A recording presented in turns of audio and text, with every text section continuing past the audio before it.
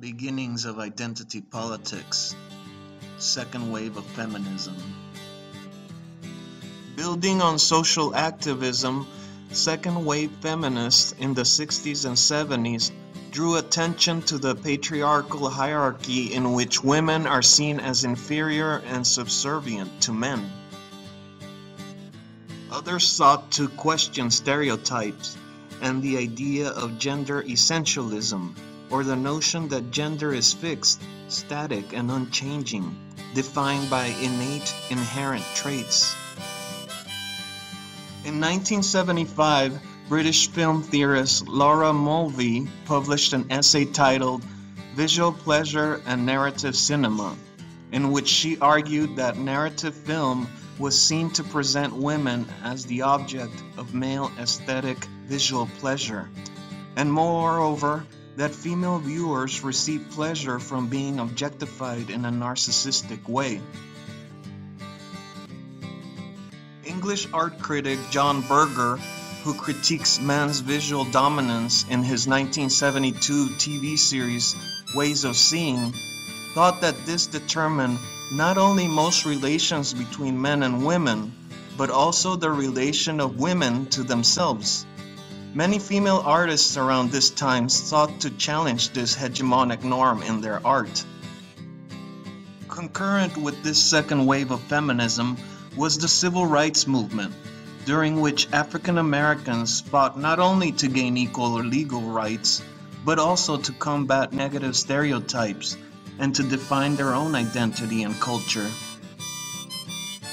By the middle of the century, other racial minority groups, such as Latinx communities and Native Americans, were calling attention to ongoing prejudices and injustices against their communities, and creating social movements that called into question the supposed superiority of the Western world.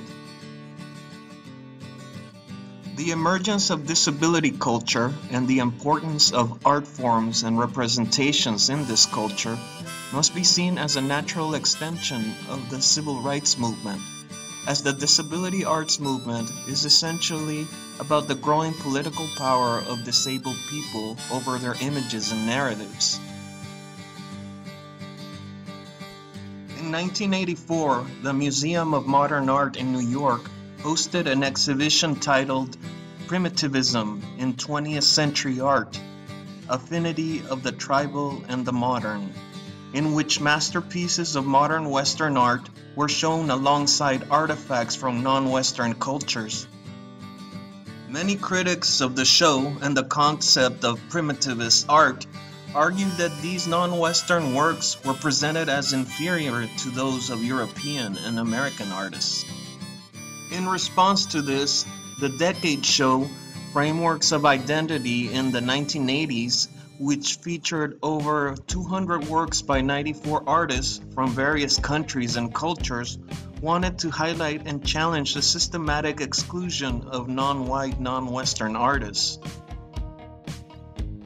This exhibition, that was organized by the New Museum of Contemporary Art and the Studio Museum in Harlem and the Museum of Contemporary Hispanic Art, was the first in the world to take up themes of homosexuality, gay sensibility, gender issues, and issues of race and identity.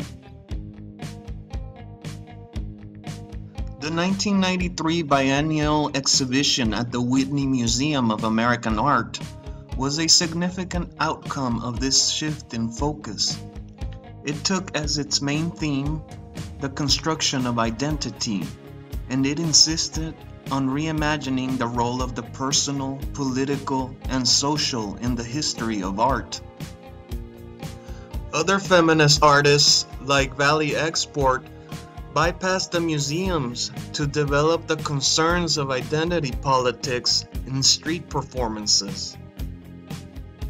In her performance titled Tap and Touch Cinema, she confronts the public in a tactile manner, with a living, breathing female body attached to a face which responds and looks back, rather than a visual image on a page or screen which accepts the voyeuristic gaze unquestioningly. The Guerrilla Girls is a latter example of an intersectional feminist group who have taken to the streets, putting up stickers, posters, and street projects in cities all over the world since 1985. The Guerrilla Girls' street interventions aim to highlight issues of injustice and inequality, both on the basis of gender and race, in the world of art. Miss Me, a Montreal-based street artist, seeks to address identity politics by creating installations that challenge outdated patriarchal attitudes and empowers women. In a 2018 street installation, the male-centered Christian origin story in which the first woman grew from the first man was called into question. The viewer is reminded of the pain and sacrifice demanded of women as bearers of new life. Even when not literally on the street, artists engage in identity politics still intervene in the expected viewer-artist relationship.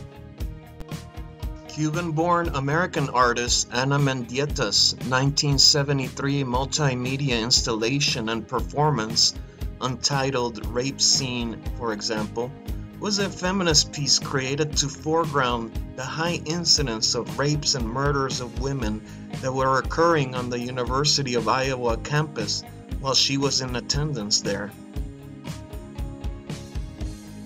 Adrian Piper also uses intervention in her performance titled My Calling Card Number 1, in which she passes out a small card in various social situations to individuals around her who made racist remarks in her presence. Other artists have drawn on their sexual identity explicitly in their work. David Wojnarowicz, who dealt with pressing issues within the queer community in his work, was a target of the culture wars of the 1980s and 90s in the United States, where artists dealing with sensitive, often identity-based content and imagery in their works were attacked by various organizations on the basis of creating and disseminating what were claimed to be vulgar, immoral, or gratuitous images. The success of identity politics is in part encapsulated by the reassessment and incorporation of ideas previously on the fringes into a mainstream process of art world acknowledgement. Since art is more international now, identity discourses need to be more nuanced and less reductive in order to make sense of the present and the future. For this reason, intersectionality has been increasingly emphasized as a crucial aspect of any discussion of identity.